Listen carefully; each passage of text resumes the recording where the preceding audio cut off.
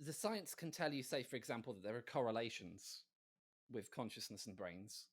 Um, it doesn't have the ability at the moment to tell us if there's causation or not, or which the direction of that the causation or whatever. And the problem is that we think of science as saying that in a sort of a crude fashion, there's everything. We live in a material world. That seems like a scientific proposition, and the idea that you would sort of blink out of existence at death, as someone like Dawkins might argue, I don't think that's a scientific statement at all. It relies on a philosophy that isn't being talked about underneath.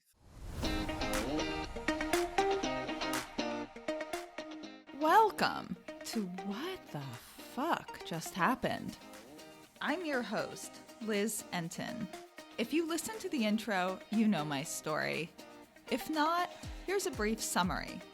I'm a sciencey skeptic, and when my dad died, I took a shot in the dark and decided to investigate if there was any possible evidence of an afterlife. I assumed that was as realistic as Santa Claus, but I was desperate. However, I was so blown away by what I discovered that I wrote a book and launched this podcast. In this podcast, I will be talking to some fairly normal people about some really weird shit. I speak with everyone from psychic mediums and afterlife researchers to ordinary people who've had some inexplicable experiences. So come, listen. There's no need to draw any final conclusions.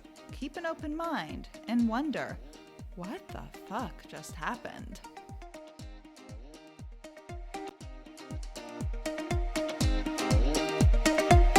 Today's episode is a bit different, as it's a philosophical discussion between myself, Darren McEnaney, and Matt Riddle. I've had Darren on past episodes, episodes 7 and 8, and he and I co-hosted the episodes with Lloyd Auerbach, 13 and 14.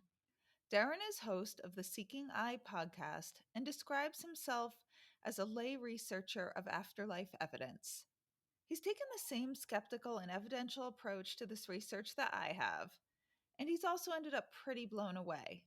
Matthew Riddle, a friend of Darren's, is host of the YouTube channel Consciousness Matters, where his episodes titled things such as Unifying Science and Consciousness and Are We Trapped in the Matrix? We all end up having some interesting conversations about the nature and meaning of consciousness. Come and listen in. This chat? Or did we have a specific kind of subject we wanted to go into? Because I know it was mainly you two that I wanted to kind of get together, because you're both very kind of interested in the more technical science kind of. Well, I suppose you've both got similar interest in the science, but Matt's more philosophy, aren't you, than the science of it? I like to think that my philosophy is completely underpinned by science. So when I make rational arguments, I'm sort of appealing to physics to solve the problem, right? I'll often talk about, physics as being a collection of mathematical laws about how tiny particles move or something like that. So there's I would say that I'm sort of bringing a fusion of those two things to the table. But not, I mean science in the conventional stuff, because I know you know a lot more about the parapsychological research than I do, Darren. So, yeah, that's where me and Liz kind of are more interested in that kind of aspect of things. I can enjoy the philosophy for the fun of it, and I enjoy that, but really, yeah, my passion is more the parapsychological research, because that gives me the others just fun and sort of playing with your mind and limitless possibilities. But the other, I guess if I'm more like emotional, like it gives me solid hope and foundation and security and comfort that this isn't it. Whereas philosophy doesn't do that. But I enjoy it. So I guess merging the two, I really do enjoy. I would say that there's something that's really correct there, which is that philosophy on its own can't give you answers unless you're sort of going to be sort of coy about it, or trying to be a smart ass about it, shall I say. and you're sort of saying that science is a subset of philosophy, which you could argue. But I mean, I'm sort of sympathetic to sort of people's perception of philosophy, because I think sometimes what some smart guy thought and then wrote down into a book becomes sort of a philosophy, whereas I'm really trying to understand it from sort of a, what would you call it? And it all gets lumped into philosophy as well. It's sort of like, how can you take it from its epistemological ground, like how we can know what is true, and then sort of build up from there? And I guess the part I want to add about that with philosophy is I think often philosophy can become science. It's like expanding what is possible and maybe going, some of it obviously will end up being completely wrong. And some of it will be, maybe it's 500 years ahead of where science is at. See, I would have said it is the opposite. It would go the opposite way. So I would have said science would probably come first with kind of the hypothesis aspect of things, where someone, or in fact, with a personal experience or an anecdote or something, someone sees something or experiences something weird, they then hypothesize what it could be and then do the science. And then from the results, the philosophies develop. That's kind of how I look at it. But the problem with that approach is that you're assuming that science works. You're assuming there's some rationality to the whole framework of the idea of science. You do you see what I'm getting at? I don't. What do you mean? You don't think there's a rationality to science? Oh, I do. No, I do. I suppose you got to take the assumption that the scientific method is accurate in what you're trying to discover. Is that what you mean? The reason that science makes sense is because it's a rational approach. But rational approaches, or trying to rationalize about reality, is you could kind of lump that into philosophy, because obviously science started out as natural philosophy, but I mean, I certainly think it's absolutely fabulous, and it's clear that it's given us an awful lot. But I don't. It's still working. So, say for example, tomorrow, just something really weird happened with reality, and rationality didn't always work. Just irrational things just started happening. Science wouldn't be a good framework then to test those things, because it relies on a sort of a logic and a consistency and things like that in order for it to function. So I don't think it's the foundation of everything. I think there's a foundation of rational thought, and I think that on top of that, you've got science somewhere. And this sort of set, if you like, of rational thought, I think that some of the ideas in that you'd call philosophy. I think there's a really interesting point to what you say, which is the science only tells you sort of the science can tell you, say, for example, that there are correlations with consciousness and brains.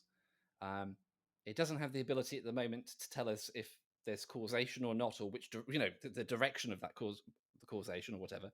And the problem is that we think of science as saying that in a sort of a crude fashion, is that everything, we live in a material world. That seems like a scientific proposition, and the idea that you would sort of blink out of existence at death, as someone like Dawkins might argue, I don't think that's a scientific statement at all. It relies on a philosophy that isn't being talked about underneath. I suppose it depends how you kind of define.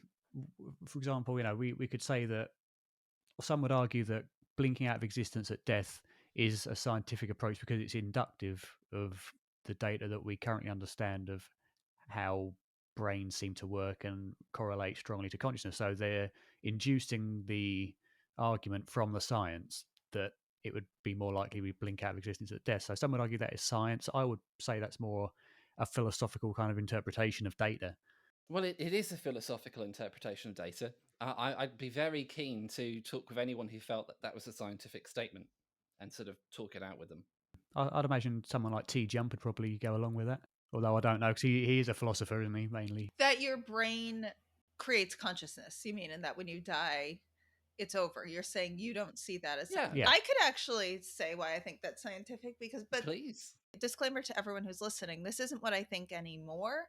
This was me before studying this, so I'm going to be talking from that point. If you start debating me a lot, I mean, go ahead, I want you to, and I'll do my best, but it's not really what I think anymore. No, that's great. So, in one sense, when you look at science, it's about tangible. Everything's tangible. And there is zero tangible evidence that when the brain shuts off, something continues. What is that? You know what I mean? Everything you see, you can't measure it. You measure brain activity, and since it 100% correlates with as a fetus develops, and then when it's born, and aside from that, it 100% correlates with the brain. You don't see any other conscious interaction. Where's the tangible evidence of consciousness? But then I suppose you could argue similarly about things like social sciences that aren't necessarily tangible, psychology and things like that, that are classified as a science but don't rely necessarily on tangible evidence outside of qualitative or quantitative data and questionnaires and things like that, which is a lot down to interpretation of the people you're interviewing. Yeah, so I think for the position that Liz just outlined there, what we're really presupposing is that there is no consciousness, and then you sort of take a bunch of food and you smush it up, you chemically rearrange it, and then if you put it into the right pattern, poof, sort of a consciousness just appears from nowhere. I think that's the problem with that sort of approach. And there's no scientific data to support that idea. So if say for example we presuppose a different model than the materialist model, because otherwise we'd be just going in a circular argument, we'd be assuming a certain thing and then arguing to prove it. So if we assume analytical idealism, the whole of reality is a conscious system, and so what the brain does is what a person is kind of a dissociation from that in some fashion, right? If we presuppose something like that, then you don't get consciousness from nowhere, which is not very scientific in the first place. I would argue, at least, and I'm sure many other people would argue against that as well. But you're getting it from somewhere, which is what we normally expect. We normally expect things to come from somewhere, right? So in such an argument, you'd still see all of the same things that we see today. You would see, what looks like an unconscious bunch of cells develop into a human being and then die. You'd see that, but you don't get to scientifically track where that consciousness has been, where it was before, and where it's going after. Do you see what I'm getting at? Because we can't model it as an entity. Mm-hmm. That's the problem that we've got. And I suppose what I'm trying to suggest with sort of like the reasoning that I keep bringing forward is that we can start to model consciousness as an entity. I think what I would have said to you before is that then how come we don't really have strong memories of other things besides here? And now I have to say that's not true, because I've read all this research where we do have strong memories of things like past lives, but that's not accepted in the scientific community, unfortunately. The work of Dr. Jim Tucker and Ian Stevenson of previous lives, or all this people accessing other dimensions. Science isn't taking that seriously enough. But, with science really unaware of all that, then that really would be the question that I think many would say. But, I find it maybe a little hard to go too far with this, because everything I'm saying I know now isn't true, which would really come down to, why aren't there other memories? And I guess at some points I still do wonder why everybody doesn't have them, or why they aren't stronger. But Okay, well, there's a couple of ways of addressing that. So one of them would be to take the typical sort of materialist way of looking at the world and sort of somewhat, just modify it for the hypothesis very slightly. If for any reason that your attachment to the memories is in your brain, or if the memories are actually in your brain, then we wouldn't expect you to remember something from outside. right. Yeah, true. Another Yeah. way of looking at it would be if you follow something like Rupert Sheldrake's morphogenetic fields idea, is that your sort of memory is attached to your form. So as soon as you take this new form, you've kind of got this new memory set. Which gets into then what's you, and then Yeah, that gets into yeah. what's you, because which that gets super philosophical, because Yeah, well, I mean, the whole idea of you is essentially your memories, isn't it? Everything that's builds you as a personality is effectively derived from the memories and the experiences you have and the way that you interpret how to use them. Maybe. I mean, I don't define it. you don't define it. If that's the end of your sentence, I don't define it that way anymore. Sorry. So I don't. For me, I see myself as consciousness. I see. I could disbelieve my memories, right? So I can't say they're a fundamental part of me. I think the fundamental essence of me is this. For want of better phrasing, it's an entity that has subjective experiences and makes some sort of choices and affects the world. Mm. So the thing behind the experience that the experience takes part in, Yeah, or takes part on, yeah. but fundamentally active and participatory. Yeah. I think some is memories. That's part of it, but part of it just seems to be innate character traits. Who knows what else? I mean, that's the question of philosophy, one of the questions, and that's something that really can't have a tangible answer of what makes me a me. And I remember, I think I've really gone down the rabbit hole a little bit with that when the very first bit of evidence of afterlife I got, which stemmed from a question, just because at this point thinking our consciousness was created by a brain, just because it happened once to experience a feeling of being a me, why couldn't that happen again where I'd get to experience being a me? Didn't think, karma would be related or anything spiritual, just another brain and human would create, or animal. I mean, who knows? And it would just be another me. Like, why could the dumb luck of neurons firing not create an experience that I would have feelings for? And then that's where I start to think, is there any possibility, we don't really know how all memories are stored, is there any possibility that any of these memories have carried over? If that's possible, then that was a Google search I did where I found Jim Tucker and, changed my whole life. And that these memories don't seem to be purely mental. There does seem to be some physical memories as well. For example, those who are born with certain birth defects or birthmarks that resemble the accident that took their lives in previous lives, in some instances. So, and I've spoken to a woman a long time ago called Sherry Ann Shara, who was talking about cellular memory. And I never really understood that because I was very early on and I didn't have much grip of it. I still don't. But the idea that memory is contained within every kind of cell in the body to some degree, instead of just in the physical brain. And these cases of it's even there are even cases of someone who had organ transplants who developed memories of the person that the organ came from and certain skills of that person, things like that, which could suggest that memory is stored in the cells of the rest of the body, other than just in the brain, if indeed it is in the brain at all, which it may not be. I'm sure I remember seeing something about research being done to see if cells had memories, and then there being some experiments that seem to turn out results that, yeah, they do.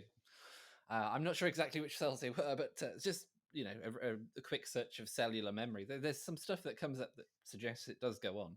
And think of just even within this life. I mean, I feel it. Like, I feel muscle memories, memories stored in our body, um, good memories, bad memories. They're just stored in our body that we have no logical memory of. Like, an interesting experience I have with this is I hadn't even given this thought until I started studying this, but like if you look at something metal or think of like metal in winter, I get like this feeling, like if I've seen, like, I don't remember, some movie or someone once saying, oh, if you lick that and you get your tongue stuck on it, it's like I physically feel, I have this whole entire feeling of it. And my mom told me I got my tongue stuck in my baby carriage when I licked it, and I, it was a couple months. I don't remember that, but I have this very visceral physical memory of it. And I would have no way of knowing if I hadn't been told. So we probably have. I mean, that's a dramatic one. But we've Yeah. Although in that case, couldn't it be argued that although the reaction is in the body, the memory may still be in the brain as opposed to in the actual place you're having the reaction? yeah, yeah. Well, that there's something here that's always fascinated me, and it's you can always make the argument that it is all just the brain, and that your brain's just sort of giving you an impression that something exists in your body. But I've never really understood why it was that emotions seem to be centered, around the center of your In the being. gut. Yeah, Yeah. what's the deal with that? That doesn't make any sense. I don't get that. Well, I mean, we know that there's a huge mass of neurons in the gut, in the stomach, isn't there? They call it the second brain, and that's why when you're stressed or you're undergoing some sort of emotional thing, it messes with your bowels and your digestive system because there's such a massive neurons in your gut. So it makes sense that that's kind of you'd get a sensation there if you're being flooded with these serotonin chemicals or whatever because the synapses are there in huge amounts. I guess, But I don't know. I guess the thing that seems curious to me though is that they there's been speculation that when babies touch all parts of their toes and all over their body that they're trying to calibrate their sensory system so their brain goes, oh yeah, that there means this here, so now I know that if I get if I get an input here, it means that that part of my body has contacted something. You have to learn these things, and so that's the bit that I don't get. How could you you're not going to have emotions, as far as I understand, in any conventional sense, don't you know uh, enter your body at a particular point. How would you calibrate that? I mean, none of that makes sense. No, no, I know what you mean. The thing that interests me as well in kind of the idea of memory is watching animals, especially dogs, because well, for me mainly dogs because I've had dogs, and it's amazing how they're never taught certain things like how to scratch when they're sleeping, how to hump is a big one. They all know how to do these sorts of things, and instinctively they know how to do it. They don't have to be taught. They don't have to watch or learn or copy. It's almost as if it's a built-in memory, and that's where kind of Rupert Sheldrake's morphic resonance and things like that come into play. Yeah, I mean, you could also use sort of standard evolutionary biology arguments, just whatever it was about the physical system that was that animal, is selected for the behaviors that work. So effectively, those skills are built into the brain, to their brains as it's evolved. Yeah, they've evolved that way. That's right. I mean, don't get me wrong. I'm only trying to provide another way of looking at it rather than saying that the Sheldrake's hypothesis is wrong, because I certainly don't think that it's wrong per se. I'm very interested in it. Yeah, I think there's, what I would guess now with the research I've done is that who we are, like in this one life, in one sense, we're a combination of all our lives, our personalities, and as well as, and then in this life, like being like me as Liz, this is how I navigate in this physical body, like my body tells me I like certain foods. Maybe I was another life where I hated those foods. And we identify that stuff as part of our personality.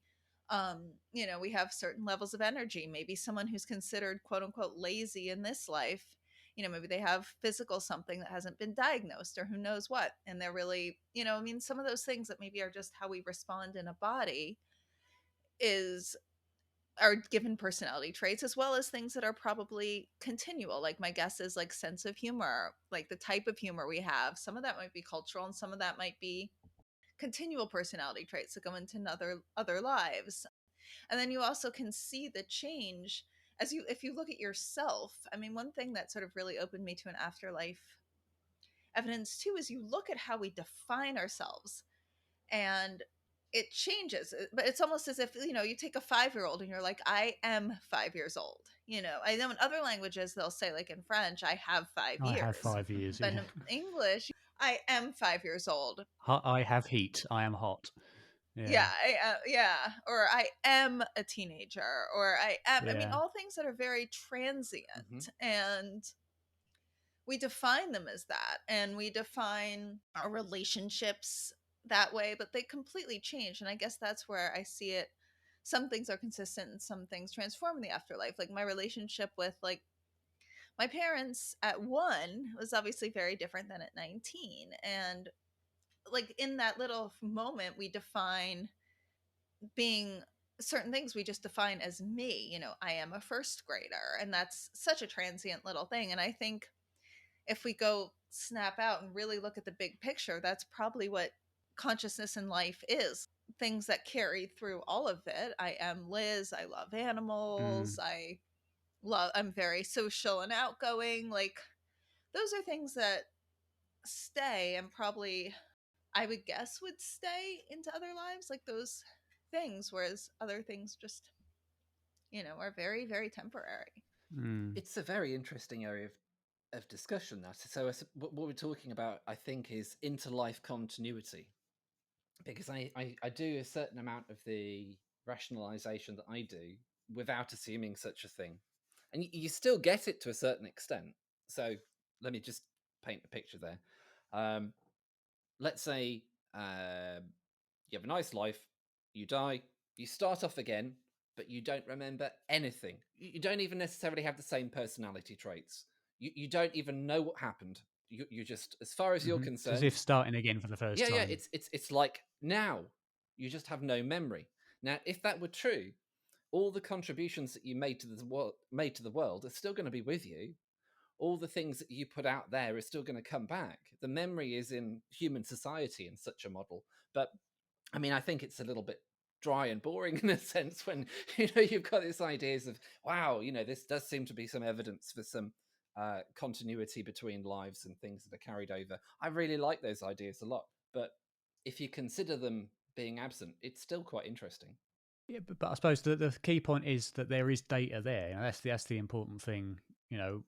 Although it may seem kind of fanciful or whatever, the important thing is there is science to support that. Sorry, Liz, you were going to say something? Yeah, I was going to say what I find interesting that changes that a little bit is okay. Next, I don't remember how long ago the first human supposedly was on Earth, and before that, dinosaurs. Like, and I you're don't think anybody saying knows, do they? not exactly. I mean, I think there's science about it. I'd have to Google it, but I don't know if we know 100% accurately. And obviously, like if you did something back in the caveman days and then, moving on and on and on over the thousands and thousands of years, your contributions are staying within society. But what if you go further back than that? I mean, I was just reading an article and I've always wondered this too. Like they can't go back that far, like way before dinosaurs, like millions of years ago. What if there was an article saying, I forget which scientist, but it was very interesting, and that there were intelligent, reputable, modern like us species. I mean, maybe they'd evolved as humans, maybe they were a little bit different, but we seem to be pretty much moving towards self-destruction, and so others have probably done that, and then we've probably done it on other planets. I have no doubt there's humans are similar on other planets somewhere, and I wonder how much of us are self-destructive, with climate change. Like, we're not going to be here forever. And even if we were flawless, the sun's going to burn out at some point. You would have thought they'd find some sort of trace of old technology. If they had wiped themselves out self-destructively, you would have thought that they would have found evidence of the equipment they used to do it. Because, if all they've found are kind of, natural substances, stone or whatever, then the only way they would have been wiped out would be through natural causes that they would have seen as just the geology of the earth. If they'd wiped themselves out, you'd find, I would have thought, evidence of, like for us, if we wipe ourselves out with this climate issue or nuclear war or whatever, you'd find evidence of nuclear material or whatever else, I would have thought. How do you know in not like 100 million years? Everything might have completely decomposed. There'd be a whole other set of evolution. Let's say fish still survived and same Darwinian evolutionary crawl out of the water again, grow their little feet, evolve, and maybe they evolve, monkeys evolve into humans, but maybe this sounds a little out there, maybe fish evolve into very intelligent reptiles. How do we know? Like reptiles to our level. I mean, why monkeys? Oh, it just occurred to me that there is a problem of confirmation bias with this issue, because I think we're all pretty much taught as if that weren't the case. So we might be looking, when we investigate this, just to confirm what we already know, that there were no humans before, that sort of thing. It's a very interesting area, but I do think my reaction to that would be similar to Darren, in that I would expect there to be some sort of clue.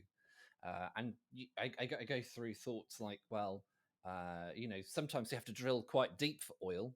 It's not like when we drill for oil, and that oil came from vegetation, which were layers and layers of sediment, and then it gets further and deeper into the earth. Do we do archaeological digs that deep? How long ago are we talking about? How far down would it be? And I don't want to bundle in the assumption that everything would always be, further towards the center of the earth, because I don't think that makes sense either. Although I don't know enough about plate tectonics and all the rest of it and all of the science around that area, but I mean, it does seem intuitive that there would be some clue. But then, maybe you could listen to Graham Hancock, and then he could tell you about Göbekli Tepe. And actually, to me, it seems intuitive that there wouldn't be after. I mean, after that much time. First of all, we don't know what to look for. If they evolved and self-destructed the exact same way we are, maybe we would know to look for little bits of technology. But who knows what's going to happen to our laptops in 100 million years? Like, will there be remnants? We're assuming there will be, but how we don't know. We do not have a capacity for understanding to an extent how things work in this time frame. Also, what about other planets or universes before ours? What happened like 2 trillion years before the Big Bang? I mean, we go on an assumption. We have, I think it's sort of a very small minded arrogantness of humanity to think this little tiny minuscule portion of time is the everything. I mean, to think this is the one time ever in all of eternity that there's going to be complex consciousness in this one space, when you look at just the vastness, I think is insane. There's probably big bangs, big crunches all over, just going out into God knows where. when you frame it like that, I mean, I completely agree. I was thinking of it more in terms of local timescales of millions of years on Earth rather than what you then put it to. But yeah, no, I'd agree with you. I suppose as well, you wouldn't be able to tell if the technology or whatever that these old civilizations may have had aren't here, but we've mistakenly assumed them to be a natural subsequent. Like, for instance, there could have been some sort of technology that inhabitants from some other planet somewhere came about to create the Earth's atmosphere artificially. But if it was that long ago, we wouldn't know that it was created. We would immediately assume that it was naturally occurring. There's no way we could tell. So I suppose there could be cases of human or old civilization interaction that we assume nature created but didn't. But I don't see how you'd find any evidence to support that outside of thinking, because how would you prove it? But an interesting theory that my dad actually supports, which I never expected he would, it's the ancient aliens idea. That the old civilizations, the Mayans and whatever else, were I suppose assisted to create their technologies, their pyramids and their cave drawings and all that from some sort of extraterrestrial source. And there are things like cave paintings that clearly show flying saucers and blokes with helmets on and things like that, that they unearthed from hundreds of thousands of years ago. That's an interesting thought, because it's not completely out the realms of possibility that there was some sort of extraterrestrial influence. The only thing I struggle with is the sheer amount of time that would be necessary for these creatures to kind of to get here, especially if they claim that they still visit us as UFOs, because the amount of time, the amount of distance they'd have to travel, they'd have to have left wherever they come from, hundreds of millions of years ago, unless they've utilized some sort of quantum entanglement technology or some sort of wormhole space bending technology, or it's an interdimensional thing. But I don't know, it's interesting, that whole idea of aliens and UFOs as well.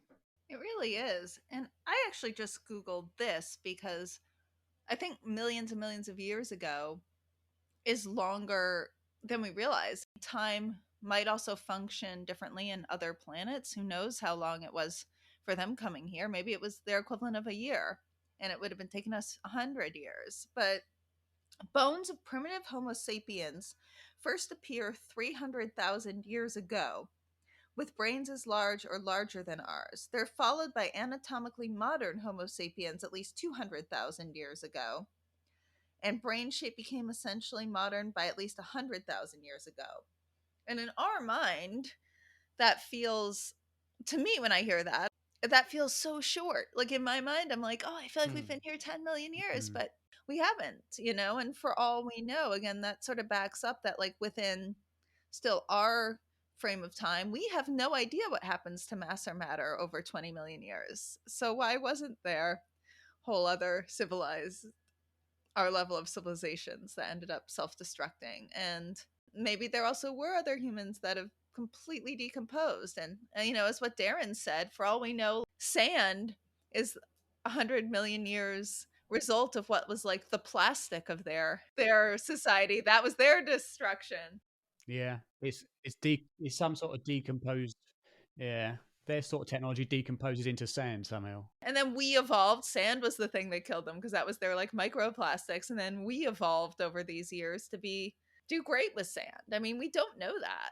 I think there's certain things we can say scientifically. We understand a certain amount about materials, so we know that the materials that we use are essentially highly refined from their natural states. There's nothing wrong with the idea about those materials over a sufficient amount of time returning to those natural states. There are I'm sure there are bacteria and there's more and more life is being discovered that are eating plastics. So, plastics have energy in them. Anything that's got energy in it is something that something can eat if it's adapted to. So, it seems. I mean, I guess you'd need some sort of expert on the subject, but what you're saying loosely all seems quite reasonable. But I think that we do actually have more of an idea. I'm not sure who I'd talk to on the subject though. I think the question as well that Liz mentioned about different planets having different time experiences, I think you'd be hard pressed to say that with the current knowledge that we have. Of course, it could be wrong, but the current knowledge that the speed of light is kind of the ultimate speed limit, and you can't get faster than that outside of quantum entanglement. Which is why I say if these aliens that come visit us were able to somehow use quantum entanglement or wormholes or some sort of interdimensional travel, then it'd be possible. But I think due to that speed of light and all our physics saying it can't be sped up, you can't go faster than that to the extent that time slows down when you reach it. I don't think you'd be able to cross light years, millions and millions of light years, any faster than the speed of light. So I think the point still stands that if they were traveling from other galaxies and other whatevers, they'd still have to abide by that. If they were using physical laws, they'd still have to abide by that speed limit. So they still would have had to have left hundreds of millions of years ago. But again, as I say, you got possible use of quantum entanglement technology. I don't know, but it's there. And you've got the hypothesis of bending space and creating kind of holes between them, like folding space. So. And then you've got the interdimensional issue as well, which could be an explanation for these abductions and visitations. We don't know. I think rather than saying quantum entanglement, which might trigger a few people, you might just want to say the infinite improbability drive, because people will get a nice feeling from that. They'll go, "Oh, Douglas Adams. Oh, yes." Yeah. But I think one of the things that really intrigued me though, Liz, from just the little bit of a chat that we had previously, was I really am quite curious about. I really quite strongly believe that we've essentially got a philosophy in this society that we don't recognize as a philosophy. It was really interesting when I was debating Tom Jump. So I had some comments saying, "Oh, he doesn't have a philosophy," and you just think, "Oh, right, okay, yeah." Who is this that you were debating? Oh, Tom Jump. He's a nice guy. His Yes. his audience are a bit less nice. Well, some of them. Well, it's a range, right? There were some really lovely people in that audience, but there's also there were not the people that watch live and comment live though. Who is he? He's an atheist. He's an atheist YouTuber who's well known for doing debates on things like modern day debate and different debating platforms like that. Stout atheist and materialist, but nice enough guy to talk to. I always find it interesting that atheism is always brought into this, because nothing we have talked about or nothing I think about brings in religion or a god at all. Like, I don't believe in God. I've never seen any valid evidence of a religion. To me, it's a culture. I'm Jewish. I love Jewish culture. Yeah. But I wouldn't consider the Bible anything more than fables, And so it's just that, to me, it's interesting that the two get so intertwined. Survival of consciousness from a scientific perspective, and life on other planets and different forms of consciousness, that consciousness is so tied in and assumed to religion. Like, I understand that a lot of the talk about its life after death, but I consider myself an atheist, or maybe more of an evidentialist, but I've yet to see any evidence of God or heaven as it's defined. I think people conflate the two, that if you believe in an afterlife, you must necessarily therefore believe in God, this supernatural entity who allows that to happen. Whereas I would say, no, not necessarily. We're just saying that there's a part of nature that's naturally occurring that involves our consciousness that we don't understand, that would naturally allow it to continue. How would you define a God? How do I define? I mean, it's difficult. That's why. I mean, I suppose you just did, really, but I'm sort of inviting you to flesh it out a bit. Okay, so I'll give two definitions, and one I could believe in, but I just don't like the word God. Right. The way it's defined in any form of organized religion, and it's pretty structurally defined. I don't believe any of that. I could see. He's an angry man in the sky that doesn't like you masturbating. Exactly. It doesn't like gay people, doesn't think women should have choices over That's our the one. fertility. Like, it's not a very likable being. And so, if there is something, and none of this is, as far as I know, so if someone in the comments gets mad at me about this, this is as far as I know.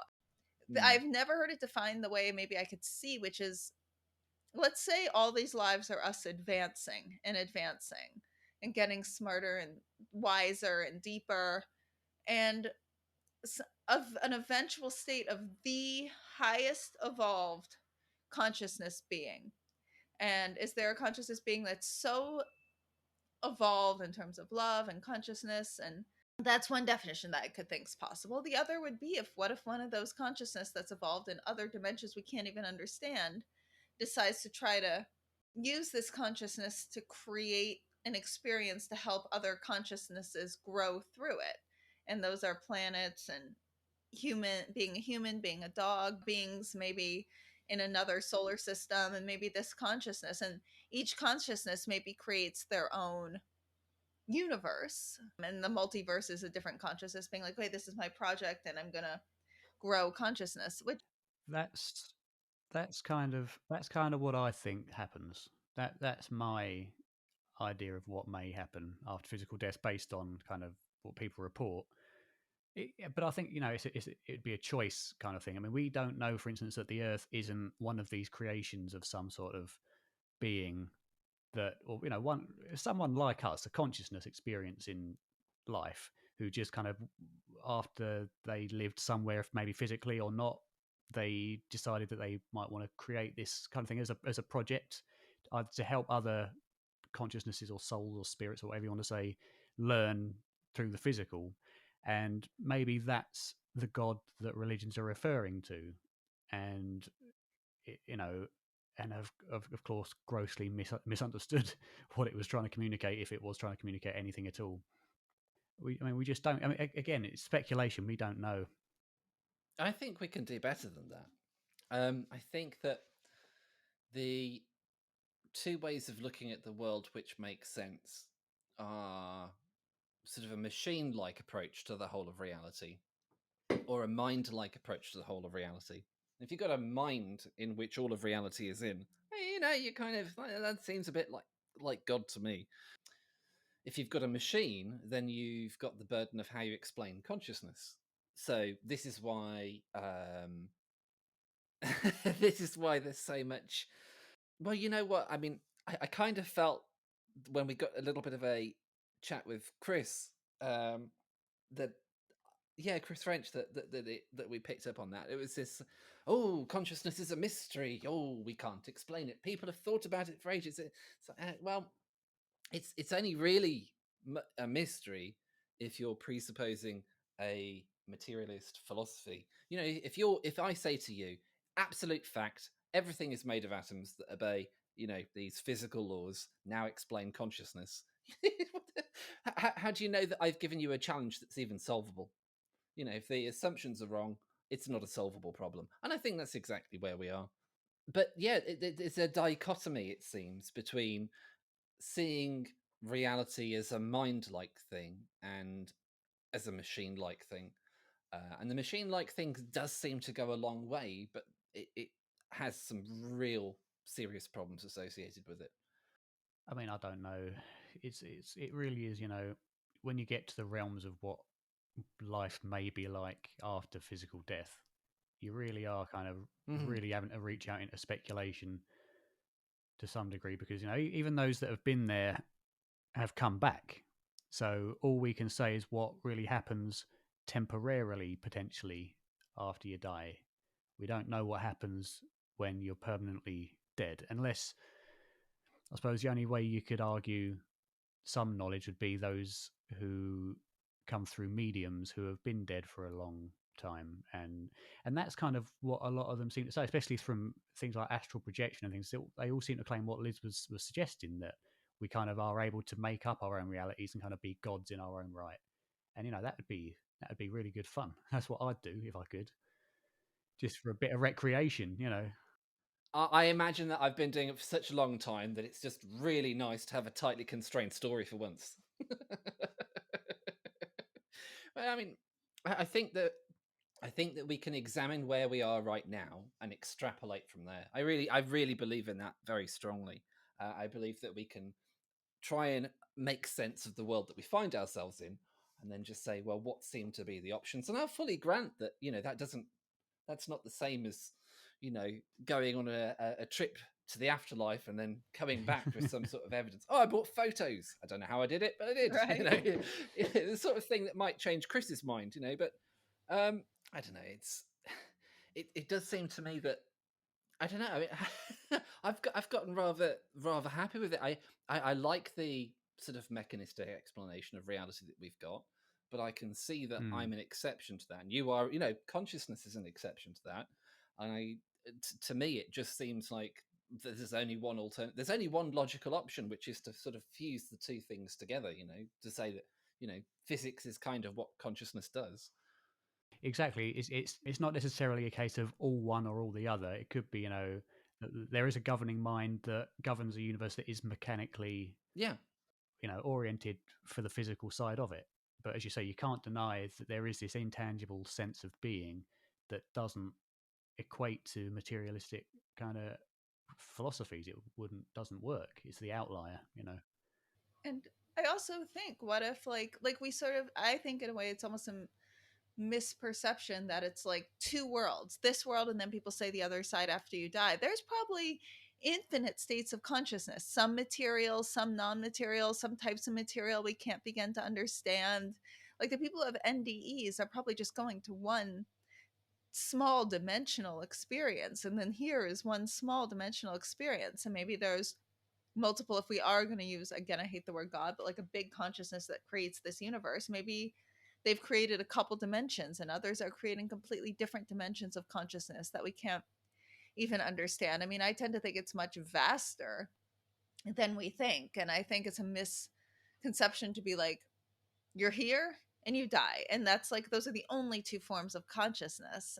My guess is there's so many, and probably types of materialism experiences that we can't even begin to understand, and non-material experiences we can't begin to understand, and other forms of material that responds very differently. The way they say like the fourth dimension responds differently, or the fifth dimension. If you watch videos on string theory and how the material responds in those dimensions, like there's probably a lot of that have forms of consciousness that we you know couldn't understand. Like if anyone's watched the movie Flatliners, or not Flatland. Yeah.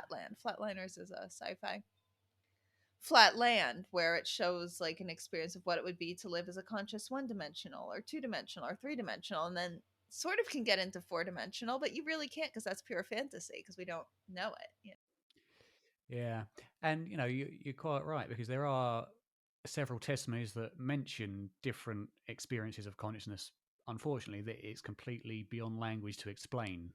So, which would make sense, trying to be a two-dimensional person explaining what up is, it'd be all pretty much impossible, because we don't have that frame of reference or the language to describe it, which is why so many near-death experiences and out-of-body experiences are explorers, and even psychedelic explorers come back and say, I experienced this. I can't explain what it was. It was beyond life and consciousness as you understand it.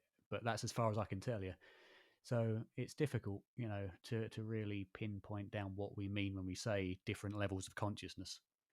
Because I think when was it Chris French who mentioned, even terms like higher levels of consciousness, what does that mean? Does it mean being more aware of things? Does it mean being more intelligent than other people?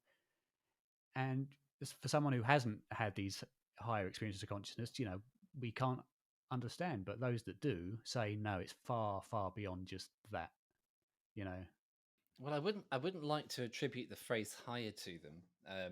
I wouldn't like to impose a value judgment like that.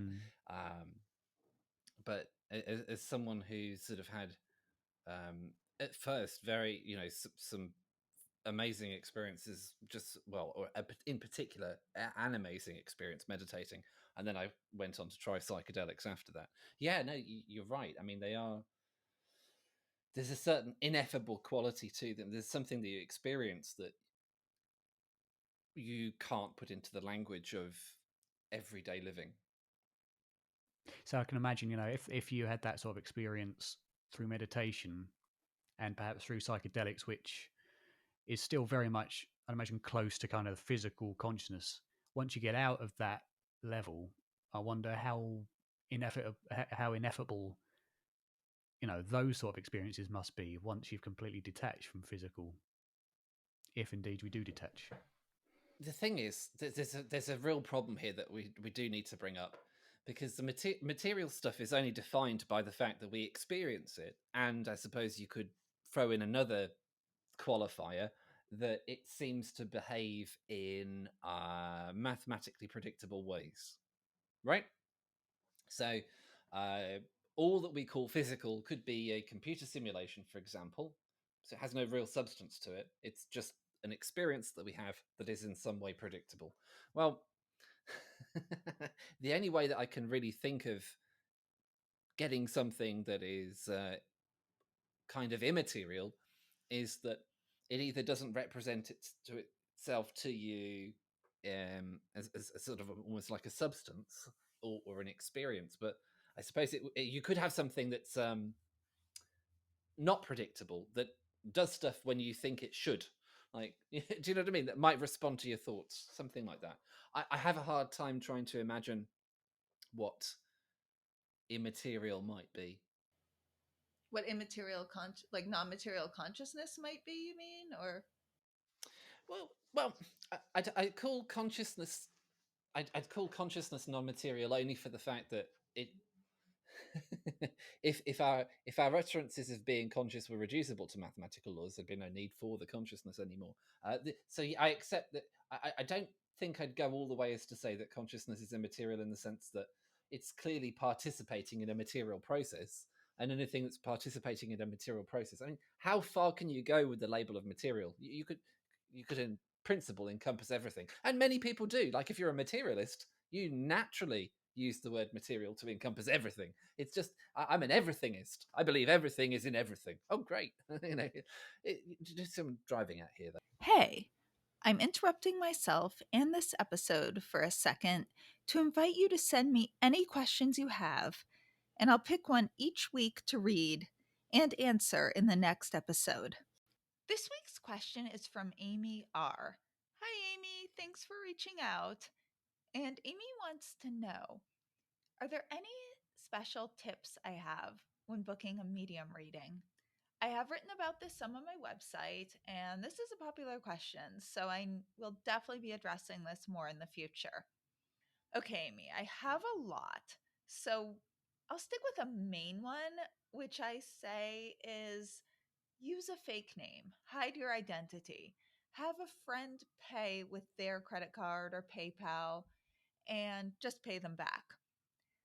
Most of the mediums I've encountered are honest, although not all. But if you don't hide your identity, I think you'll just always wonder. The good ones won't be offended if they find out you did that. They'll appreciate that you were really thorough and careful and give them a chance to prove that they really are getting valid information.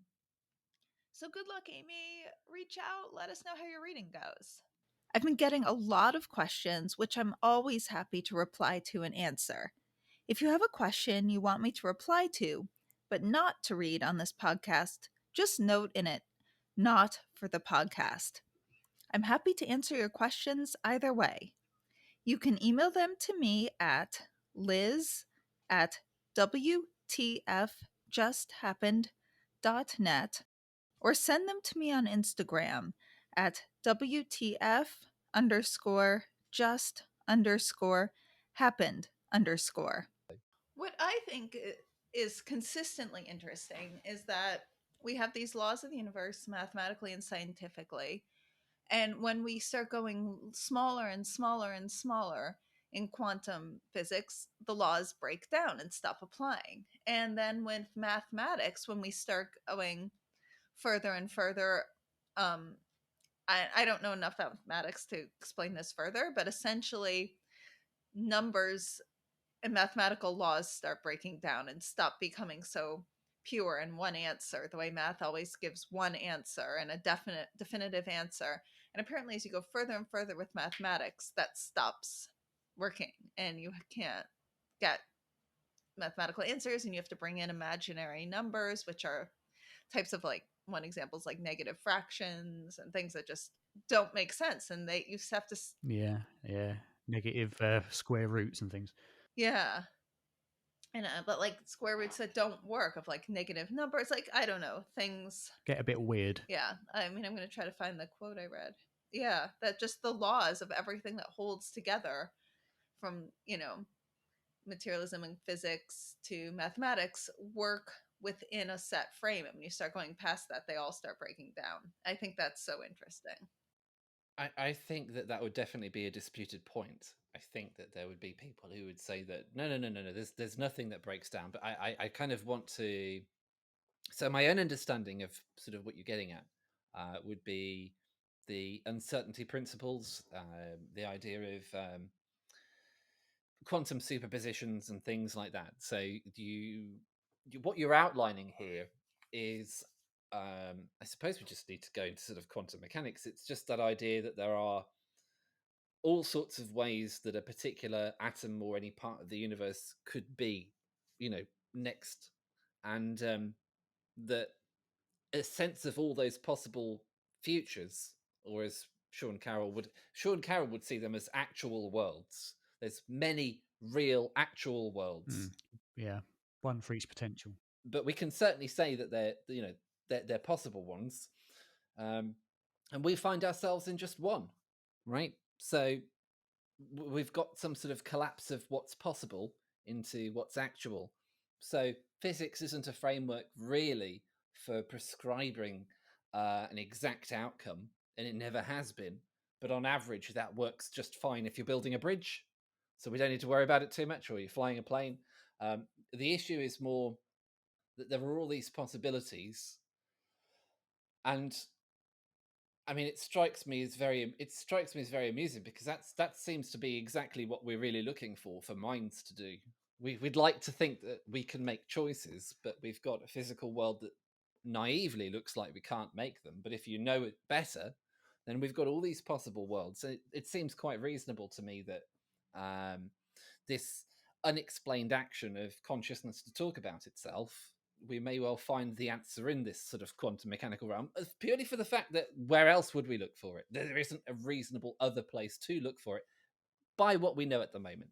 And I mean, quantum physics is a very widely attacked subject, especially when it's used in like quantum mysticism with Deepak Chopra and folks like that. So I wonder what you think about kind of it's. I mean, the most well known in quantum physics is the double slit, isn't it? And the interpretations that arise from that. It's widely contested as to whether it suggests the Copenhagen interpretation that consciousness and human consciousness is responsible for the collapse of the wave function, which means it basically. I think that would be more like there were early quantum mechanical pioneers who believed that to be the case. I think Wigner was one of them, but my understanding of Copenhagen from someone who did physics, because I like these sorts of chats, was that he said it was random. It was just purely random as to what it collapses into. So I always I'm not 100% familiar with the different. You got the Copenhagen and the Van Neumann as well, haven't you? But essentially, the point that's contested, whatever the theory is, or whichever interpretation it is that does our watching something determine something collapsing or not? So does it determine whether the particle comes out of superposition or not? Is our measurement of it and our consciousness of it the determining factor? And then from there you begin to explore, well, then does that mean that all of reality is dependent on being there to witness it? If I'm not looking at my seeking eye sign and nobody else is, does it still exist, or does it only exist when someone's looking at it? You got, you see, this is a whole Schrodinger's cat problem, but the cat's an observer as well, right? That's what I always say about Schrodinger's cat. It's the cat's there. It's a well, conscious, how do you know? complex being. I think I probably picked it up off you, Liz. But then actually. I suppose to go further though, if we then implore a god, add a god into it, then why would anything ever be in superposition? Because a god who's all envisioning and can see everything, what's the word, omnipotent or omnipresent or whatever, would always be observing everything, so there would never be anything in a superposition. That's assuming what a god is. Like if you made a little experiment universe, like a mini one, are you always observing every aspect of it? This is so philosophical and out there. There's like zero evidence for anything I'm going to be saying now, so I'm just going pure philosophy. There's a god, let's say they've like created it the way maybe we would create like a little ant farm. I mean, how you're not always observing it. I don't know. I mean, that's just, we're assuming we know what a god like consciousness would be and what the experience would be like, and we have no idea. I mean, maybe they create something and then go do something else, and I mean, we just don't know. See, I think that's kind of where the religious idea of God breaks down with the omnipotent, because by definition that God would always be everywhere and would indeed be everything. Well, I don't think that does break down, though. I think, if anything, that's helpful. So, sort of the whole idea of one consciousness subjectively experiencing itself, then you get to be you get to live the experience of the life of the person who can't lift the rock, and you get to live the experience of the life of the person who can lift the rock. You can do both things. Both the limitations and the power, but it's only by fracturing yourself and going down all of those routes. And this sort of ties back to what we were saying earlier. I think there's this really, I'm sorry if I've deviated it from anyone from away from their thoughts, but this one's been it's been brewing for a while, this one. So my problem with so I like to look at it like this. How could there not be something that we could define as a god? How could there not? So how could we affirm something like atheism, right? Because it's an interesting exercise, and I'm going to work on this because I'm not sure how you'd do it. There's the problem that you've got from a certain point of view is that if you've got a system, two systems interacting with each other, right? Well, is the distinction that those are two systems just arbitrary? And if they're interacting with each other, you could call the whole of that one system. Do you see what I'm driving at? No, not really.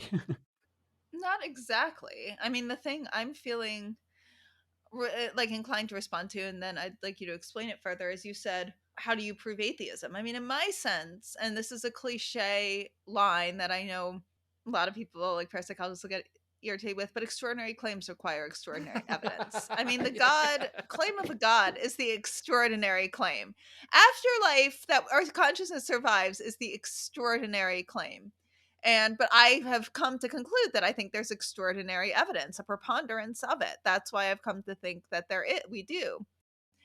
You're claiming there's a God. I mean, you could have claimed that there's a big blue bear in the sky that's like gives kids ice cream, and that will come down like give everyone who passes away ice cream. I mean, and now, okay, prove that's not true. And it's invisible, and it gives ice cream to children every night while they're sleeping. They go to this big blue bear, and then it wipes their memory of it. I mean, prove that's not true. So to me, I'm like, you can do that with anything. That's fair enough, but then you can always, well, you can do it the other way around as well. Yeah, that's what I was going to say. The claim being non-conscious matter generates consciousness. Yep. That's assumed. That's taken as fact. Yeah. That's a pretty extraordinary claim. I mean, it's the one, give us one free miracle, we'll explain the rest, you know. So we've got a bunch of neurons, which are matter, a bunch of chemicals, which are matter, a bunch of electricity, which is electrons, which is matter, none of which are conscious. They're all just... And I'm assuming these have all just obeyed laws. We can account for all of the actions of this stuff by just laws. Yeah, yeah. And we've put them in a big goopy mess. Some sort of magic happens, and we're aware. And to me, that's an extraordinary claim. Yeah, that's the problem. It's the magic. Yeah, that's the extraordinary claim. That's it. Yeah. So, I mean, the people that say that extraordinary claims require extraordinary evidence, first of all, you're kind of... it's going to be pretty subjective what's extraordinary and why the standard of evidence changes on any given kind of phenomena. But also, they don't consider what they are taking as true, and that their claims are equally as unsupported and require just as much evidence of the same quality. Yeah. I agree with that. But I guess I think if we're going to take something out of the realm of philosophy and possibility and worthy of discussion into most likely true, because I don't think we should say anything's 100% true. You need concrete evidence. And of all of this, what you said about the brain just creating consciousness, yeah, that's extraordinary claim too. And of those two extraordinary claims, like we are conscious in these complex beings, that in and of itself is both true and extraordinary. So there's a lot more valid evidence that shows that our consciousness survives in certain ways and is not just created by a brain, from like the Jim Tucker research to near-death experiences to mediumship, that there's something more complex. And then to take it all the way to a god is like 20 steps down the line. I mean, there's no evidence of that. That is philosophy. And that's taking a lot of liberties with this evidence. So you can do that. There's nothing wrong with that, but don't start saying it's fact. Yeah, I mean, you could argue that there is evidence to support a god in people's personal experiences in the millions and whatever, but the thing is, psychological arguments are much more likely than it being a god, you know. Whereas when you have things... well, there's not extraordinary evidence. No. There could be some evidence, some anecdotal evidence, maybe even a little more than anecdotal. But the fact that we're taking that and defining it as a god, when maybe it's just higher levels of consciousness, maybe it's people we love who've been, great great grandparents have been deceased and watching over us, and we make it into this, it's over defining in a factual sense. And again, like, I think this is where we have to have a line between what's science and what's philosophy, because you can't call things facts when you're taking like 10 step of interpretation, but you can say maybe, and it's worthy, it's worth philosophizing, and there's a reason I can philosophize, but you can't say it's true. It's true. Yeah. Well, I was thinking, so I like to be able to take lots of different perspectives, challenge the views that I've got. I think one of the things that I found very an amusing idea, though, is that I do like going to atheist meetups, and then there's this part of me that wants to go, well, I couldn't be an atheist because I believe in myself, that sort of thing. But I think that's where it does get really interesting, though. I think if you've got the idea of an all-powerful, all-knowing God, just putting it out there as an idea, then if you're separate from that God, how does that work? I mean, the God wouldn't have the power to make you do something, so wouldn't be all powerful. And what would God have? I mean, God would, in that situation, would have to know what you were thinking, what it felt like to be you, the direct experience of being you. So would that be like a copy of you? That seems weird. And how would he do that for all 8 billion people at the same time, So are there like copies of these? I mean, the simple solution is just to say that, just to throw in the towel and say that, your reality itself, you are God, and that's how it works. You just experience all these different things in your own creation. There's an interesting story I read. I mean, it's interesting philosophically, and it's fantasy. It's not trying to make claims of any truth, but it's called The Egg. It was just... yes. Oh, I love that. Yeah, I know The Egg. Yeah. Well, I'll explain it if any listeners don't know it. And essentially, it's someone dies, and they're met with someone, and they're like, "Are you God?" And they were like, "Well, I could basically say that." And they're like, "Now, well, you'll understand it all one day, but you're going to go back now and be somebody else in a reincarnation. But apparently it's just this one consciousness. They're like, the God says to them, it's you. It's only you. You are going to be every single human on Earth. And they're like, I'm Hitler, like everyone. And they were like, you've been Hitler. You are also the people he killed. You're the people who saved the world. You are every single one. And they're like, that's how you eventually, you're my child and you're going, this is what you do to eventually become a god. You live all these lives and then you become a god. And the god's like, that's what I once did. And I guess the thought was there's multiple gods doing these little universes, and one growing their one child, or maybe they're two, they get to be every single person in the earth to become a god. And I thought that was just a really cool story. Yeah. Yeah, probably not the best story you've ever read, though. There was that one about the family of foxes that you said was the best book you've ever read of your life, although it hasn't actually available yet.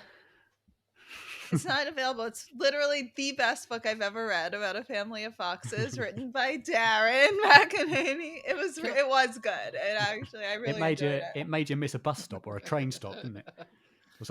I missed my train stop because I was absorbed in it, and then I was like, "Oh wait, where am I?" And I'd ridden past my stop, so it was good. And next, I'm reading Darren's autobiography. Oh yeah, that's probably never going to get finished, in honesty. But I don't know. Really? Okay. Yeah, but then you've got yours as well, your autobiography, which is coming out. When's that coming? It's coming out really soon. Yeah. I don't know if it's exactly autobiography, but it's my personal exploration of evidence of an afterlife. But it'll be good. It doesn't get too much into my personal life. I'm not one for sharing that stuff, but yeah. All right, talk me down. How am I not God? How are you not God? I want the best explanation cure COVID as to why I'm not. and kill Trump. Yeah. Well, I think I will. Don't make killing Trump top on your list. First, get rid of all the cancer in children and all the debilitating diseases for newborns and puppies and everybody. Really, we don't need diseases. I mean, if we do need diseases, let them go and survive on vegetation or something that doesn't feel pain. As far as we know. As far as we know, which is a good point. Now, is it reasonable though? No. For me to say that I was, but in this particular lifetime, I'm limited by this particular experience. Yeah. But then the only problem would that is make what I'm saying invalid then anyway. Well, I mean, the problem is how would you? Would it? Yeah, that would. Oh, you must tell me that. Yeah, how would that work? How would I think? I mean, again, this is. I mean, how would that work? How would it make it invalid? No, it validates. If you say you're a god and limited, I mean, there's a lot of philosophical things we can get to. That story I just told, the egg, or God is there constantly being like, I want to go try human experiences so I can understand it. I want to do the full experience, and happens to be you. I mean, maybe they pick a. Yeah, I suppose the problem is how would you show that is the case? Yeah, because as you say, it'd be unfalsifiable, at least from our scientific perspective. I don't see how anyone could say that they weren't God. Just playing around with the idea here. I mean, how would you know? If we're getting into philosophy and not science, it's exactly, Yeah. Because, I mean, falsifiability is important. I mean, there's a guy I know, nice guy. I don't agree with him on the vaccine things. He's very anti-vax. And he made his claim unfalsifiable because, I mean, I'm sending him things like, and he could be right. I doubt it, but it could be. And I'm sending him things like Nature and The Lancet. And his response is that it's all these documents are manipulated by Big Pharma and things. And I'm saying, but that then makes it unfalsifiable because I can't prove that wrong, So that's not a good position to have. So I suppose, falsifiability is an important thing in science. In philosophy, then I don't really know. But in principle, I think I can turn the tables on that. I think there's two ideas really, aren't there? And I think this is where it gets more interesting. So, I mean, if the other thing wasn't interesting enough, if you're not going to be everything, there has to be some sort of fundamental separation of what you are. right? So you've got problems with that. So you've got problems of creation and destruction. If you're not infinite, or if there aren't if there, no, let's put it another way. If you don't have boundaries as to your start and your end and where you can go, well, aren't you everywhere? So I think that if you want to be anti-God, then creating boundaries is a good way of doing it. And I don't think there's any accident whatsoever, in a sense, that you know, sort of almost a cliche of atheism. You know, you want to explain consciousness at the last possible moment. You know, not conscious, not conscious, not conscious. Oh, I don't know what happened there. Oh, we'll promise we'll figure it out later. You know, it's yeah, it's this sort of, if you're at unity with everything, then I don't see how you could be anything other than some conception of God. But if there is a part, if you have boundaries, if you terminate somewhere, then that would be completely in keeping and coherent with the idea that you weren't. I mean, yeah, I mean, you could say that we're certainly definitely a part of some form of unity, because, you know, even physically, yeah. if they're right in saying that there is no, it's the paranormal aspect of God that the atheists don't agree with, and Yeah. Which I would claim isn't paranormal; it's just nature that isn't yet discovered. But it's, you know, you could say that yes, we're certainly part of everything, but that doesn't necessarily mean we're a God, because every cell and every atom in our body was integrated with everything at one point, you know, in the Big Bang, theoretically. Well, it still is. Yeah, yeah, no, I know what you mean. Yeah, yeah. Yeah, no, you're right. No, that's the problem, right? If we have an integrated approach to reality, if we want to think of everything as a monism, right, just one thing, then I think that, and I know what you're getting at. I think that you inevitably tend towards some sort of conception of God. I love the Alan Watts stuff. I mean, that's really fascinating and interesting. There's sort of, I mean, I made Alan Watts, the way he. The what? Oh, Alan Watts. I don't really know. Oh, you're in for a treat there, I think. Okay, I'm excited. Let's hear. Right. There are many Alan Watts YouTube videos, essentially with recordings of Alan Watts, and someone put some video to it. But is very popular, and he He's dead, by the way. his character has left the game. He talks about the idea that if you were God, that you might do all the things that you want to do.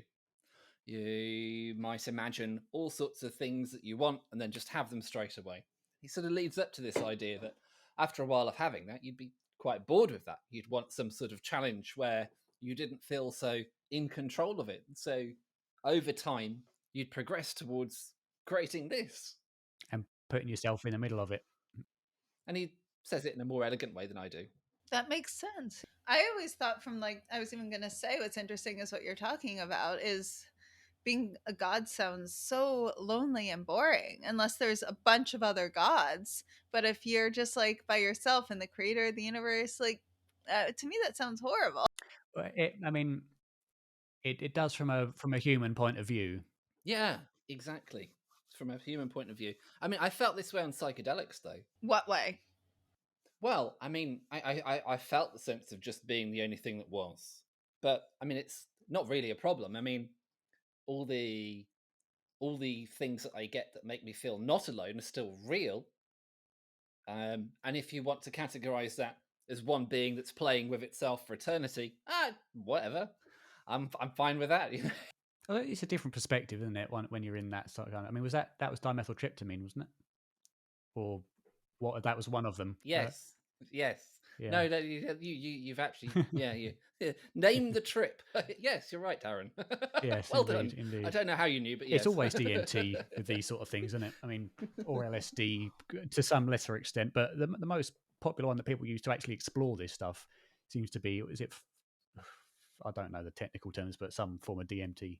Were you going to say 5-MeO DMT? Yeah, that's the one. Yeah. I have not tried that. No, I would always be too frightened to try any psychedelic. Yeah, I've never tried any. I'm curious to, but I don't know if I ever will. I'm kind of frightened as well, even though I'm very curious to do it. Yeah, it's a catch-22, isn't it?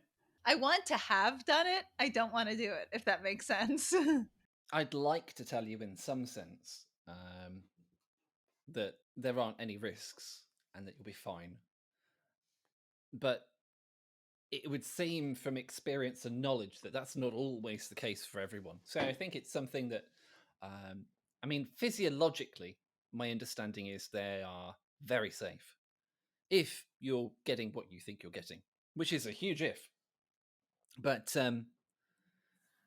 from a point of view of the harm that you might do to yourself, well, there is that's something that's needs to be taken seriously. Instead of like a hippie wonderland, I suppose one might imagine that there would be people roaming the streets, skipping along, handing out psychedelics here. But yeah, it's there's responsibility that comes along with that. There is. I guess I'm trying to get it more naturally. Like I'm trying to do out of body exercises, and I haven't. Yes, that's the way I'd want to do it.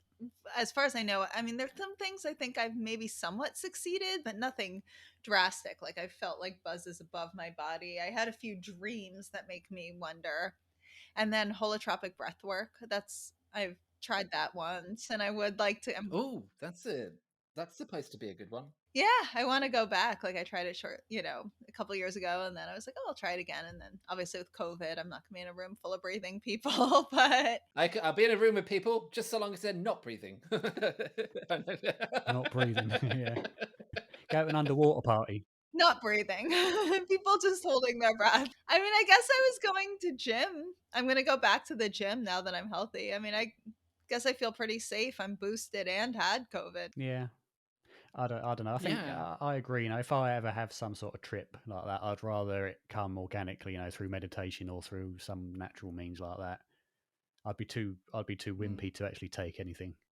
I mean, I kind of have said I want to, but again, like I said, I want to have had the experience, but I don't want to actually do it.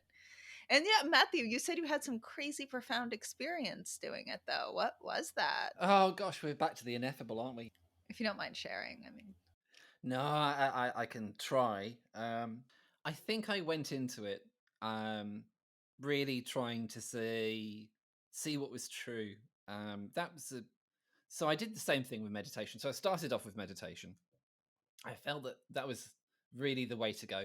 I was kind of curious about DMT and things like that from listening to Joe Rogan, people like that, and but I thought, well, you don't want to be in the situation where someone goes, well, the reason that you had this meditative experience is because it's just regurgitating what you had in your psychedelic experience. And I'm like, yeah, I really don't want that. No, okay, we're gonna have to do the meditation first.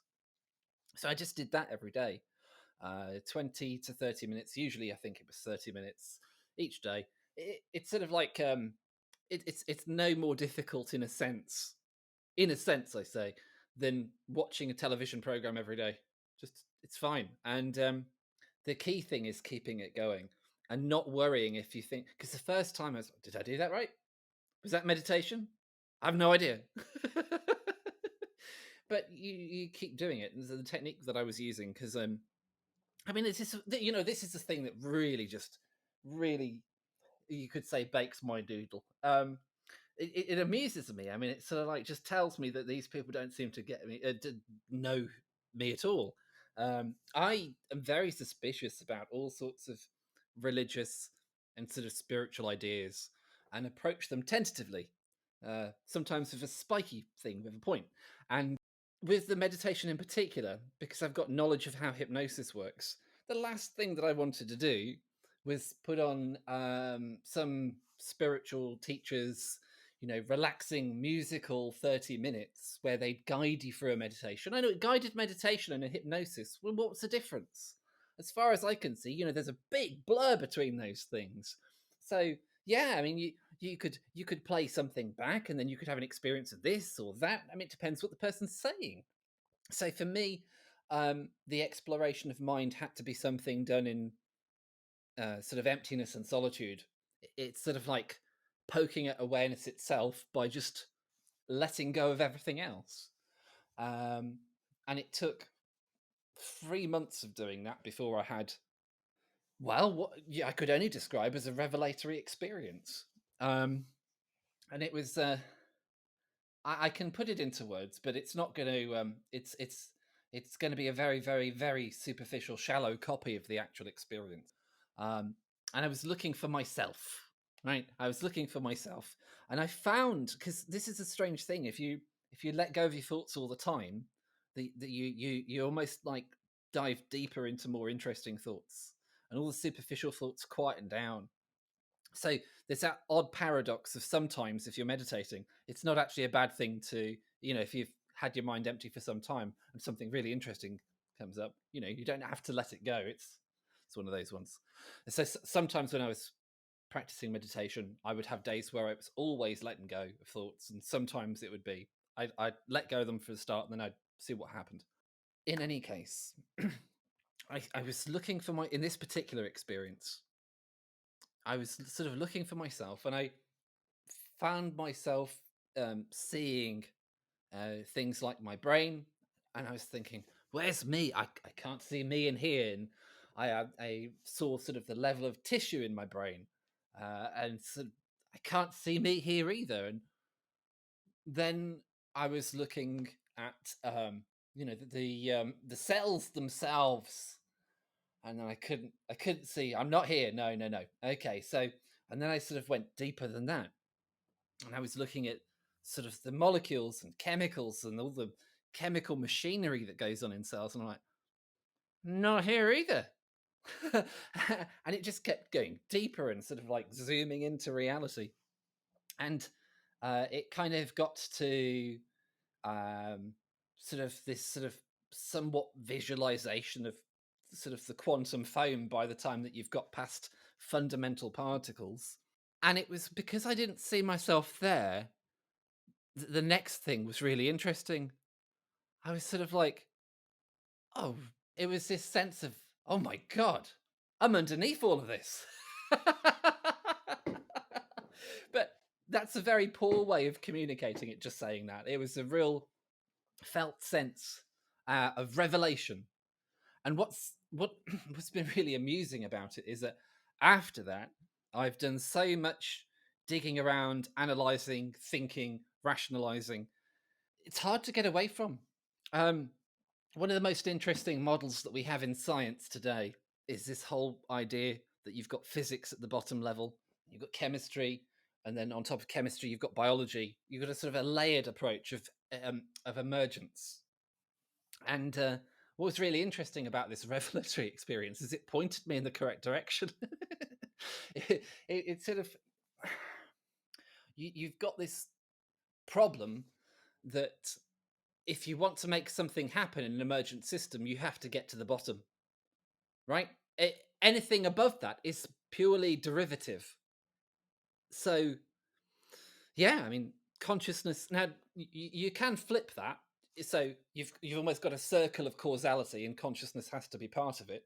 You can undo the concept of you being at the bottom of it from a rational point of view. You can throw doubt as to whether the material world is primary or you're primary, or who the hell knows what's going on. But the fact that I mean, this is the thing that all the analysis of all the YouTube videos that I watched, everything, the one thing that's missing in the world right now is a simple recognition that for us to talk about consciousness to each other through the material world is proof of mind over matter. It's what I was trying to tell Chris. It's like, you don't need to look very far, Chris. I get it, and I admit some concessions, right? So the concessions would be something like this.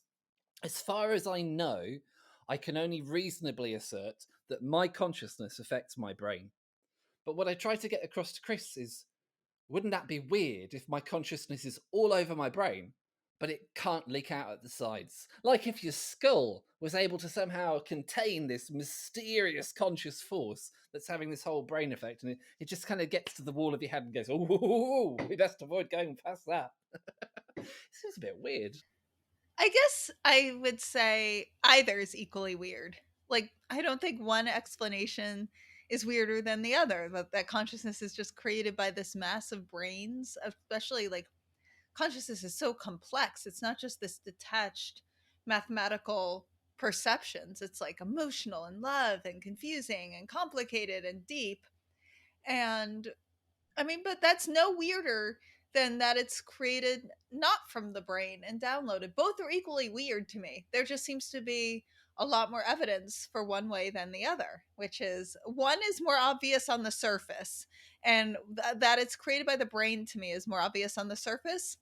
And once you dig into the evidence that it's created non-locally and downloaded by the brain and continues after a bodily death is significantly backed up by more evidence. I think I can help here. Let's play the game. Let's play the game where the materialists are right. Okay. Okay, so we're going to play the game. The materialists are right, or the physicalists are right. Okay. So I tell you that it feels like something to be me. What's the source of that comment? The source of that is all the neurons in your brain moving around and the sensations and creating it. Okay, right. Yeah. From the materialist perspective. Yeah. But okay. So there's a conflation going on here. The conflation is that if we talk about consciousness as just being performative, as in just doing stuff, that's okay, right? So if you imagine that it didn't really feel like anything to be you. We're all philosophical zombies, right? It doesn't feel like anything to be any of us. None of us have any consciousness, but we're still doing stuff, right? We imagine that was the case. Then materialism would be true. I mean, it would add up. It would make sense. What do you mean? Like robots? Yeah. Like we're still aware, but we don't have emotions? Or just that we're like literally like robots? Robots that do all the things that humans do. So a philosophical zombie is where it doesn't feel like anything to be that zombie, but it will still have a conversation with you about consciousness. That in principle, that's the... But it's not, is it aware in any way? Is it aware? No. Like, because we could have awareness without the rich experience of it, without emotions or caring or attachment. No, okay. It's not. It just mimics being aware. It's not aware, but it would say that it was. So that's what materialism really gives you. You could have, in principle, brains that would do all these behaviors, because that's all that science touches is behaviors, because that's only behaviors that really are testable. That's the limitation, but it's important to note. So all of those neurons and all of those... Oh, right. I've got another thing that might help here. I will knit these back together, but there's another important thing about causality we need to explore. I'm driving down the road, and I park my car, go to my friend's house, have a nice night, get out to my car. It's a little bit late now. Need to get back home. Go to start the car, and it won't start. I've got some sort of breakdown cover. The guy comes out, takes a look at it, and he says, it's your battery. It's the battery's fault. There are two cells that fuse together. You've got a short circuit in your battery. It's the battery's fault. Is it really the battery's fault? It's whoever made the battery. No, I mean, it could be rain got into it and corroded it. It could be so many things. We don't know. We know it just, that's where it's showing up. Does the battery have the free... Darren's got it. It's the idea... It's a useful fiction to explain things in that way. It helps us understand things, but it's anthropomorphizing things. We project the agency that we have onto the environment to explain things in helpful stories. It was the battery's fault that it packed up, right? It's not really the battery's fault. We're using the word fault. Yeah, but the battery didn't decide. The battery didn't decide that, I'm fed up of Matthew. He takes me for granted. I'm going to short circuit. The battery didn't do that. The battery hasn't got any free will. So the problem is that you almost have like an infinite chain of recursion downwards from that point, because you could say, well, it wasn't the battery's fault. It was the person who designed the battery. And then you could say, well, it wasn't their fault. They were being pushed by their boss. And you could say it wasn't the boss's fault. And you just all the way along, right? at some point, you can sort of chain these things until you just, I don't know, you get to the Big Bang. Whose fault is that? It's a little bit tricky. So the problem that we've got is that when we say that it feels like something to be us, we live out this story. Almost certainly you do if you're an atheist as well. Stereotypically, I mean, we live out this story that there is a subjective experience that has the power to tell other people that it's a subjective experience. That hurt me. And you sort of know that you've hurt in the past. You know what that feels like. You're modeling everything in terms of your own conscious experience. You're modeling everything as you're a subject having an experience. In the materialist model, this completely breaks down. And this would be the philosophy of illusionism. It's the idea is we think we've got consciousness. We think it feels like something to be us. It doesn't really. There's no subjective experience to be having the experiences. And that's the position of someone like Daniel Dennett. But if we think it feels like... But which is difficult to reconcile.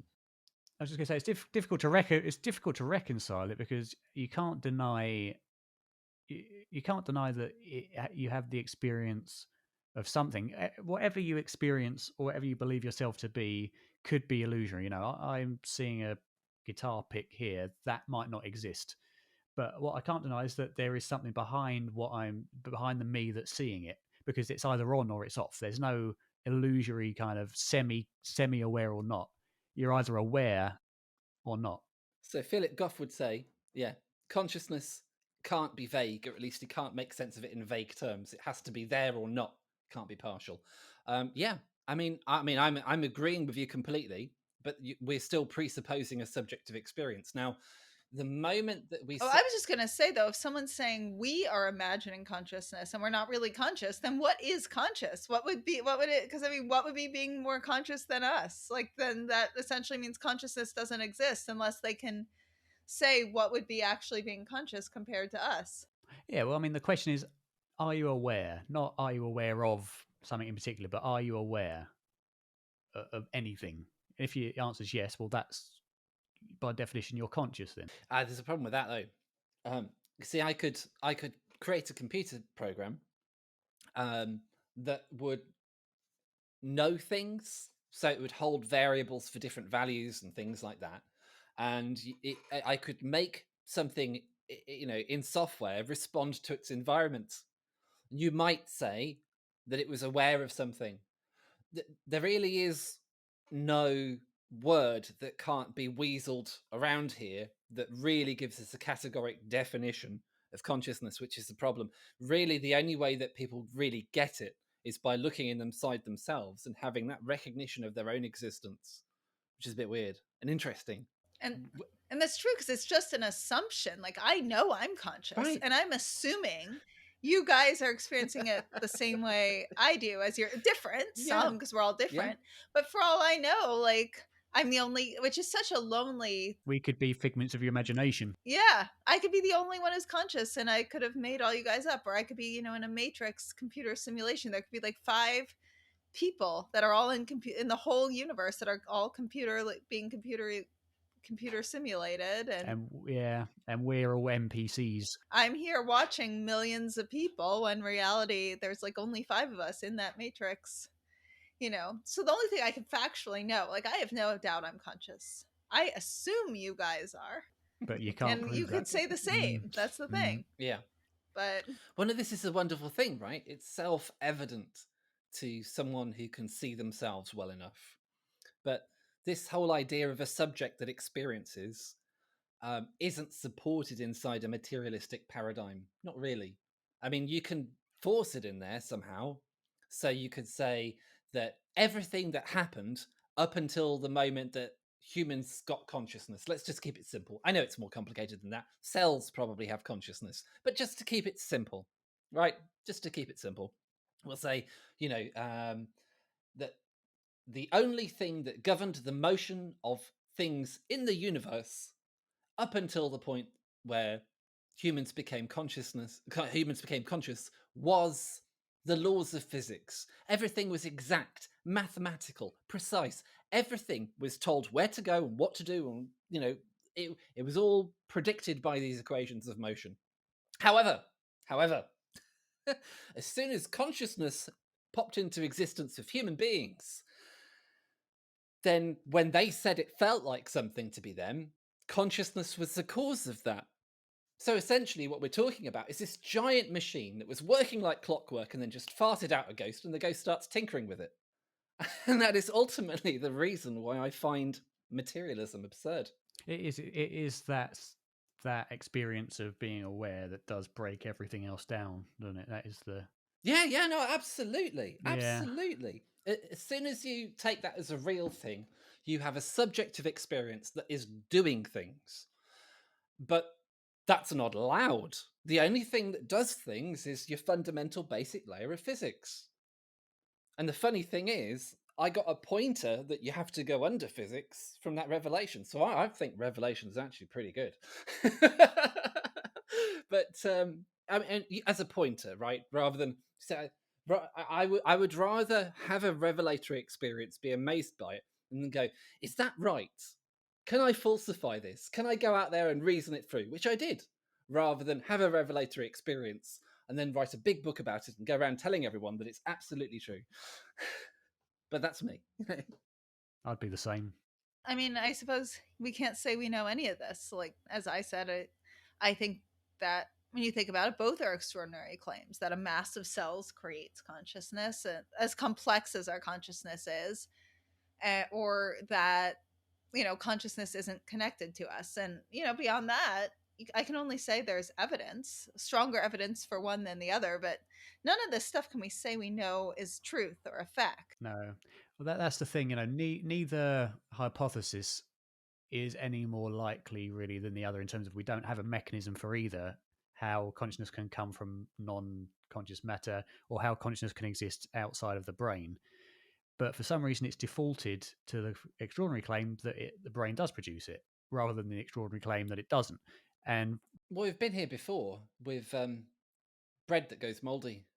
We had this spontaneous generation was quite a popular hypothesis. It's just mold just somehow comes out of bread. No. We found out later that it was spores that settle on the bread and colonize it. We can also play with other ideas of consciousness, as we were saying, a matrix, a video game. I mean, those aren't the only two, and some seem more logical to me than others, but we might as well play with them all. Yeah. And it is interesting when you think of the two that have become the most popular, and neither are logical. I mean, in the terms of the masses, it's either that our brain magically creates this complex human, probably for dogs, it's very complex for them too in their own way, this loving emotional experience, and the other is not. I mean, the other main popular thing is not like the research of Dr. Julie Beischel or Jim Tucker. It's a god. It's a religion that it's a book. I think basically. a book, or in other, I mean, we bring in Eastern philosophy, Eastern religions like karma, reincarnation through karma. And I would say of all those three, maybe that's the most logical, but still you have to bring in this whole karma, spiritual, like there's no evidence of that. And then, the religion, heaven, like this heaven in clouds, and you have to follow these absurd rules that just have no basis in actual morality to make it in, that are completely subjective, that are based on just absurd things. Then you live in a cloud forever or suffer forever. I mean, that's less logical to me than consciousness is created by a brain. Oh yeah, by far. But then there's this whole other thing that is not commonly known. That's, the research of, Windbridge and DOPS, Division of Perceptual Studies at UVA. I mean, that's the most logical of all of these. Because it's based on empirical data. And, the alarming reality is it's going to be a lot weirder, the reality, than anything we're kind of imagining at the moment. I think, yeah. Yeah, when you say that, I think that's so true. Oh, no, maybe. Maybe. I mean, how would I know? Exactly, yeah. I think, for me, I suppose I've still really bought into physics, and in physics, there aren't things that just pop out of nowhere and then disappear back into nowhere. Now you could say, no, Matthew, no. We have particles that pop up from the quantum foam, and they disappear back into it. They're virtual particles, but you've just said where they come from. It wasn't nothing. It was this underlying quantum foam that you were talking about, where they came from. There is nothing that comes from nowhere and then just disappears back into nowhere in physics. It's a brand new thing. And it could just be it comes from somewhere we don't know. That doesn't mean nowhere. To say we don't know something doesn't mean it's from nowhere. Right. It could be from somewhere that we don't understand the nature of and can't even identify yet. Right. Which that makes me think of Flatland. Like, do you guys, if you saw it or anyone listening hasn't seen it, but they're showing a 2-dimensional experience. And then when it sort of connects with a 3-dimensional, if a ball bounces, from 3D into that 2D, the 2D perception is seeing this circle appear and disappear, and they can't understand what is going on. They're like, that's defying the laws of the universe. No, it's not. It's living in 3-dimensional laws, not 2-dimensional. So it's like all these things that were like, that defies the laws. It's no, we're living in a very tight, limited perception. Liz, I've just noticed it's gotten quite dark where you are now. I know. It has. I should probably move my light for Darren's video. So sorry. Also, I'm gonna have to get going kind of soon. It does get dark quick. Any conclusions? Has anyone moved their position at all? No, but I think we all kind of agree. No. I guess I'll say about moving my position. I don't think philosophy is about moving a position. I think for me, I see it. It's like you suspend beliefs, you suspend facts, and you go into this like temporary space where anything is possible, anything is impossible. You don't know. And let's just talk about anything. And let's like it's like mind exercises, like anything could be possible. And then you step out of philosophy and you interact in the real world. And I think the problem is when things that should be philosophy are treated as fact and then you bring it into the real world. I mean, that could cause problems. I mean, people who insist they're the only consciousness and everything's a fantasy. I mean, depends how far you take it, and that's not always, but in the most extreme, I think, when you pick one type of philosophy and decide that's a fact, and that's it, and you bring that to your whole life. So for me, I don't think I would necessarily change my opinions in philosophy, but from philosophy, I think it's only evidence that would change my mind on things, but it's always, I think it expands. I think conversations like this make our brains work better and us able to assess evidence better and able to think more. And yeah, I think I still have quite a radically different view of philosophy than yourself, which is interesting. I think there's still lots to explore. I think one of the things that I think we both found quite exciting was the idea of materialism being this hidden philosophy, like it's a philosophy that it's like water for fish. We don't even realize we're in it, and I think that's possibly one of the things that we've got to be mindful of, is that it's the beliefs that we bring to the table without even realizing that we're doing it. I think, to acknowledge your point, if we were to look at consciousness purely through the lens of science without further reasoning or philosophy, you wouldn't be able to say anything about it. I don't think so. Yeah, I mean, I don't have anything to add either. I think you just got to keep going, and you figure out, create the evidence, allow that to kind of dictate your philosophy and your viewpoint, and try not to fall into the trap of biases or authoritarian influence, because that's very easy to do. I think the key is to be open-minded to engaging with people who hold a radically different opinion than yourself. If you can talk to someone who believes the opposite that you do and have a nice conversation about it to really take it on board, I think you're doing all right. So this is the end of our discussion. You can find Darren and the links to his YouTube channel and social media on his site, seekingi.com. That's seeking-i.com. You can find Matthew Riddle on his YouTube channel titled Consciousness Matters. youtube.com/consciousness matters. All of this will be in the show notes. And I hope you enjoyed our discussion. To get more information on what the fuck just happened, to get updates on when the book launches, download Grief Bingo, and more, go to WTFJustHappened.net, check us out, and subscribe to our newsletter. If you enjoyed this episode, please rate and review us wherever you get your podcasts. It makes such a difference, especially for a new podcast like this one. And if you've had any crazy what the fucks yourself, have any questions, feedback, or just want to say hi, reach out either on Instagram at WTF_just_happened_, or email me at hello@WTFJustHappened.net. And remember, you don't have to draw any final conclusions as you wonder, what the fuck just happened?